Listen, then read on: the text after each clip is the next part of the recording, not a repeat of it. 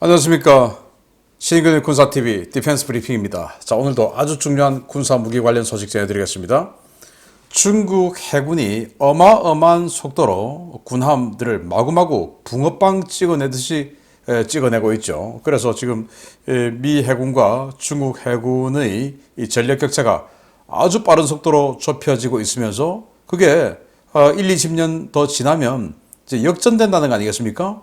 그래서 미국도 발등에 불이 떠져서 이거 빨리 개선해야 된다라고 했는데 보니까 조선 인프라가 즉 조선 업체가 없는 거예요. 능력이. 그래서 이거 어떡하냐라고 해서 우리 대한민국 조선소 정말 큰 회사들 많죠. 미국으로 초청해서 방안을 논의하고 미국의 조선 회사들 이렇게 견학시켜주면서 어떻게 우리 한번 도와줄 수 있나 이런 것들을 논의했다고 하는데 한국의 SOS 친 미 해군입니다. 보도록 하겠습니다. 자, 들어가기 전에 지금 이스라엘에서 전쟁이 한창이고 이스라엘과 접해 있는 나라 중에 요르단이 있죠. 이 요르단은 초기에는 이스라엘하고 중동전을 했고 그러면서 지금 서한지구를 점령하기도 했고 했던 국가였지만 이제는 친서방 국가로 자리매김하고 있고 그런 상황이죠. 그런데 이 요르단의 국왕 압둘라 2세는 영국 육사를 졸업했고 코브라 공격 헬기 조종사였어요. 그런데 저희 밀리터리 마니아들의 소문이 많이 나 있었죠. 압둘라 2세는 우리와 똑같은 밀리터리 매니아다. 밀덕이다 이거예요. 그래서 이 압둘라 2세가 이 이스라엘 전쟁이 한창인 이 상황에서 이런 거 보여줬다라고 지금 SNS에 돌고 있는 압둘라 2세의 CQB 즉 시가전 바로 그냥 적이 은신해 있을 것으로 생각되는 주택 건물을 돌파해서 들어가서 사격하고 제압하고 하는 이 CQB 훈련 영상을 봤는데 이 사람이 지금 요르단 왕입니다. 보시겠습니다. 자세도 좋아요. 이래서 뭐 기동 사격하고 그리고 또 들어가면서 또 이제 건물이 있습니다. 건물 문 팍 차고 그리고 들어가 사격하고 수류탄 던지고 이러는데 정말 자세 좋은 압둘라 2세 국왕이었습니다. 군대도 갔다 와서 코브라 공격 헬기 조종사였다고 합니다. 자, 주요 소식 들어갑니다. 첫 번째입니다. 튀르키예가 스웨덴 나토 가입을 비준했음에도 불구하고 미국이 F-16 전투기 판매 불허 입장을 유지하자 튀르키예가 플랜 B에 나섰습니다. 지난해부터 유로파이터 구매 가능성을 언급했었는데 이미 협상이 진행되고 있다는 소식입니다. 미국에서 F-16V 신조기와 성능 개량 키트를 구매하려 했지만 승인을 받지 못한 튀르키예가 유로파이터 타이푼 중고기체 도입을 위해 영국과 협상 중이라고 야사르 굴라 튀르키예 국방장관이 현지 시각 11월 16일 밝혔습니다. 굴라 장관은 중고 유로파이터 타이푼 전투기를 구매하기 위해 유럽 동맹국들과 협의를 진행 중이라며 영국과 스페인은 동의했고 이탈리아도 동의할 가능성이 높지만 독일이 반대 입장을 고수하고 있어 협상이 어려운 상황이라고 밝혔습니다. 튀르키예가 구매를 추진 중인 유로파이터 타이푼 전투기는 트렌치 1과 트렌치 2 기체를 포함해 영국 공군에서 조기 퇴역이 예정된 중고 기체들인데요. 튀르키예는 이들 전투기를 도입해 일단 신형 전투기 물량을 확보한 뒤 추가 성능 개량을 진행하는 방안을 추진하고 있습니다. 튀르키예가 구매하려는 물량은 최대 40대인데요. 예산이 넉넉하지 않은 상황에서 중고기체 도입 사업은 20대씩 두 번에 걸쳐 나누어 진행될 수 있다고 굴라 장관은 밝혔습니다. 문제는 독일의 입장입니다. 카스쿠지 사건을 이유로 사우디아라비아에 대한 유로파이터 타이푼 전투기 도입을 불허했던 독일은 튀르키예의 쿠르드족 탄압 문제를 제기하며 이번에도 전투기 수출 불허 입장을 고수하고 있는데요. 독일은 최근 에르도안 대통령이 하마스에 대한 이스라엘의 강경 대응을 비판하는 것을 문제 삼으며 전투기 수출 불허 입장을 재차 분명히 했습니다.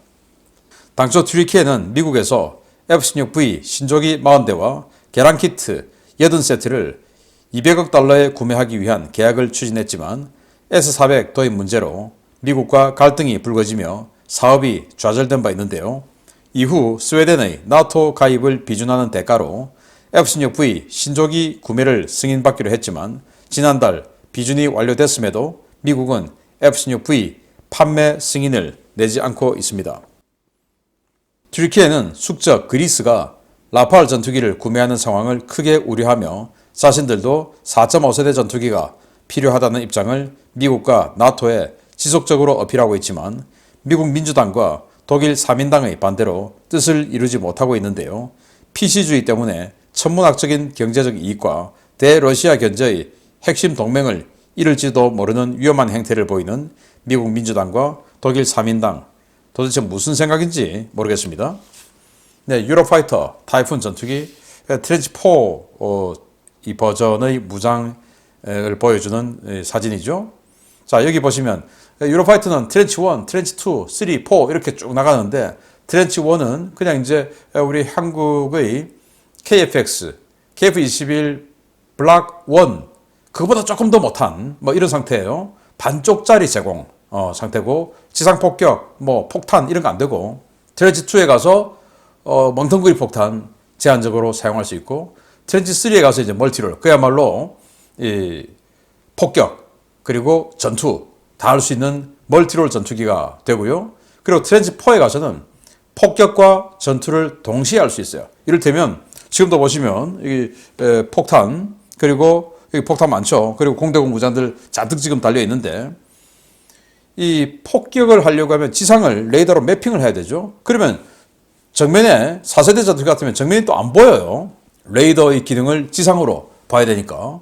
그런데 이 스윙롤 좀 가면 지상도 보면서 전방, 공대공 뭐 다 보는 거죠. 그러면서 자기가 하고 싶은 무장 떨어뜨리고 하고 싶은 무장 발사하고 할 수 있는 걸 다 할 수 있는 게 이제 스윙롤인데 그게 트렌치 4입니다. 그런데 그리스와 튀르키예는 같은 나토죠. 그렇지만은 오랫동안 오스만 투르크가 그리스를 지배해 왔었고 뭐 그런 여러 가지 역사적 문제 때문에 한국과 일본이 사이가 안 좋은 것처럼 그리스와 튀르키예도 사이가 안 좋아요. 이런 상황에서 뭐 같은 나토, 뭐 우리도 뭐 한미일 협력 이런 거 다 없이 어쨌든 서로 기분 안 좋죠. 똑같은 겁니다. 그런데 우리보다 더 심하게 여긴 부딪혀요. 왜? 경제적 이익이 바로 지금 부딪혀 있으니까 유전이 지금 코앞에서 발견되는데 그게 그리스 거다 이거예요. 바로 그냥 2km 앞인데 튀르키예 본토에서 뭐 이런 것들 때문에 전쟁이 벌어질 뻔했고 여기에 튀르키예는 완전히 지금 열받아 있는 상황에서 그리스가 라팔 전투기를 대량 도입을 해버렸죠. 그런데 튀르키예가 가지고 있는 그중에 제일 전투기는 F-16입니다. 라팔은 4.5세대, 여기는 4세대죠.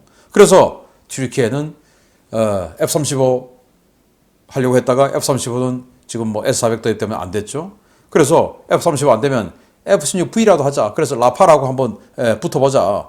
라고 되는데 미국이 스웨덴의 나토 가입을 인준해줬음에도 불구하고 마치 그거 해주면 F-16 해줄게 라고 분위기를 피웠는데 그걸 해줬음에도 불구하고 F-16을 또 허락 안 해주고 있어요. 그리고 자기네들이 200대 넘는 F-16 라이센스 생산 경험이 있죠. 튀르키예는. 그래서 개량 키트 F-16V로 개량할 수 있는 개량 키트 80세트를 요구했는데 그것도 안 된다. 그래서 개량은 튀르키예의 항공회사죠. 타이가 직접 개량하기로 하고 그런데 4.5세대 전투기 뭔가 좀 있어야 되겠는데 이거 F-16V 안 된다고 하니까 중고로 영국제 중고 좀 사자. 그래서 영국 오케이 좋지 이렇게 됐고 스페인 뭐 괜찮아 오케이 이탈리아 될 것 같고 그런데 독일은 안 돼 라고 하는 거예요. 왜냐 유로파이터는 공동 개발이에요. 영국, 독일, 이탈리아, 스페인 공동 개발입니다. 이게 이제 초기 유로파이터 공동 개발 첫 스타트 할 때 지분 비율인데요. 빨간색이 영국입니다. 영국의 BAE 시스템스 여기가 37.5% 처음에 그리고 파란색이 독일이에요. 이제 동체 중간 부분을 만드는 거죠. 여기가 뭐 그때는 까사디안이었는데 지금은 에어버스입니다. 여기가 30%. 이탈리아 그때는 지금 노란색입니다. 네, 노란색.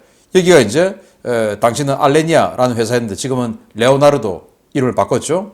그리고 여기가 19.5%, 스페인이 13% 해서 공동 개발을 했는데 문제는 30% 지분을 갖고 있는 독일이 안 된다라고 한 겁니다. 못 준다. 왜? 쿠르드족 인권 문제 때문에 제대로 안 돼. 마치 사우디아라비아에 가스쿠지 그 기자 암살했으니까 니들 안 돼. 했던 거하고 똑같은 뭐 이런 짓을 하고 있는 거죠. 영국이 또 열받아 버리게 되는데 그래서 튀르키예는 계속 지금 뭐 노력을 하고 있다라고 하지만 독일이 끝까지 이렇게 어깃장을 놓으면 안 되는 거죠. 야, 정말 참 독일 황당합니다.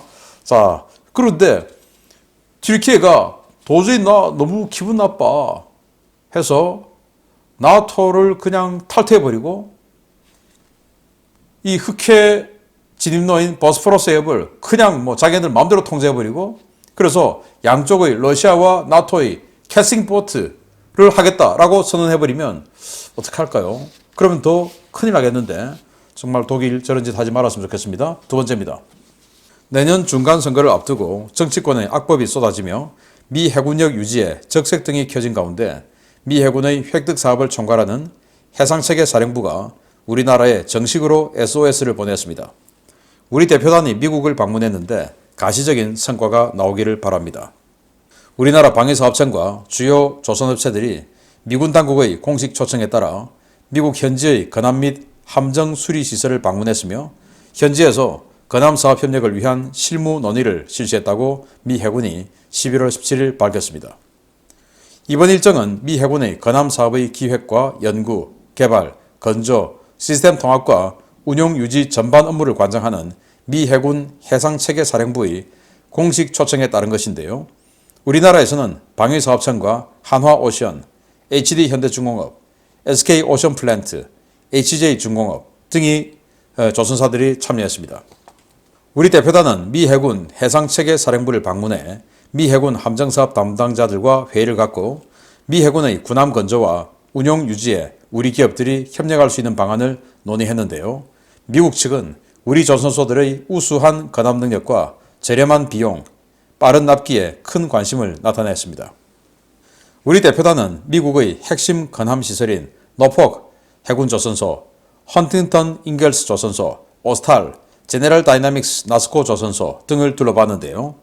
이곳에서 알레이버크급 이지스 구축함과 인디펜던스급 연안 전투함 건조 현장을 둘러보고 이들과의 협업 가능성도 논의했습니다.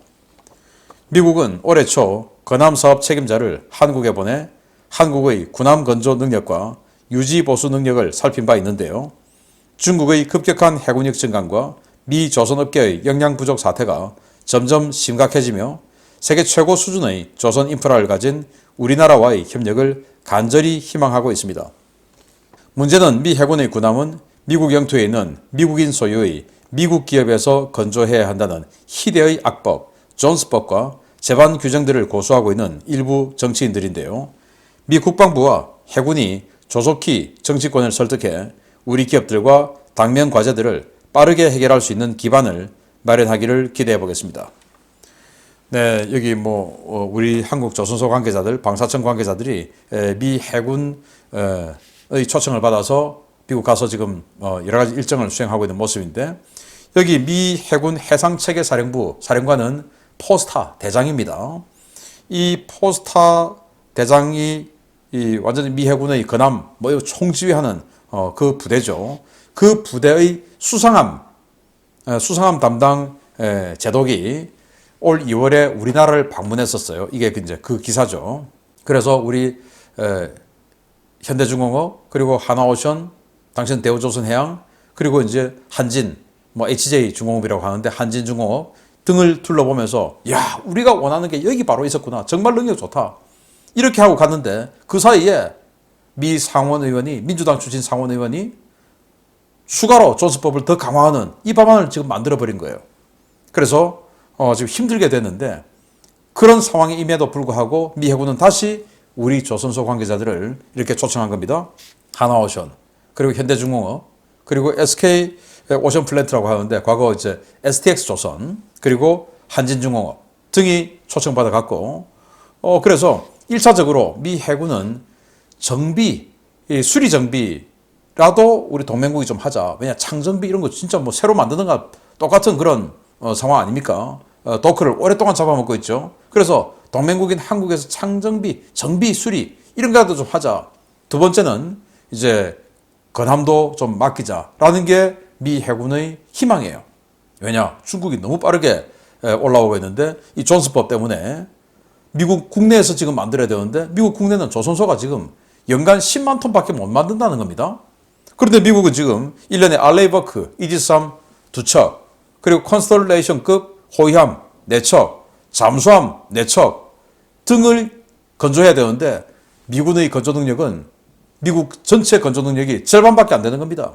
그런데 여기다가 추가로 상륙함 만들어야 되죠. 군수지원함 만들어야 되죠. 각종 지원함 많죠. 또 항공모함 만들어야 되죠. 이러니 도크가 없는 거예요. 그러니 이제 우리 한국을 불러서 좀 해줬으면 좋겠다라는 건데 우리 불러서 말하기 전에 당신네들 법부터 바꿔야죠. 그런데 우리나라 이 조선소들이 미국에 투자해서 미국에 땅 사서 거기다가 조선소 짓고 우리나라가 합자회사로 미국에 투자하고 어느 세월에 그거 합니까? 그래서 지금 있는 한국 현지에 있는 이 조선소를 활용해야 되죠. 그래서 미국이 뭐라고 했냐 이 회의를 할 때 한국의 조선소는 자체 방공망이 없다. 그래서 수리 중인 미 해군 군함이 공격받았을 때 대책이 없다. 요즘 미사일 공격, 드론 공격 이런 거 있으니까 방공망 없으니 그래서 한국 조선소 니들이 미국 와서 여기서 회사를 좀 차려라 라는 것 같은데 그거는 그러면 안 되고 우리나라에서 해야죠. 그래서 그게 걱정되면 야전 방공망 미국이 좀 갖다 주고 하든지 그렇게 왜 답답한 게 미국이니까. 그래서 지금 보면 대만 이 친중 후보들 둘이가 합종 연행해서 단일 후보 만들죠. 그래서 이 민진당 지금 안 될 것 같죠. 그러면 대만 이 반중 동맹에서 빠져나갑니다.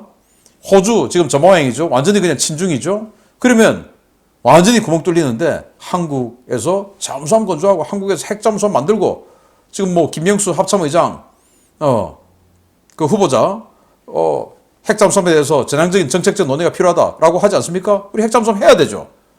그러니 우리 한국 조선소 활용하고 핵잠수함 만들어 하고 보유하라고 하고 이지스함 여기서 만들어서 가져가고 이런 협력하기 위해서 빨리 법 바꾸는 미국이 되기를 바랍니다. 우리는 준비되어 있습니다.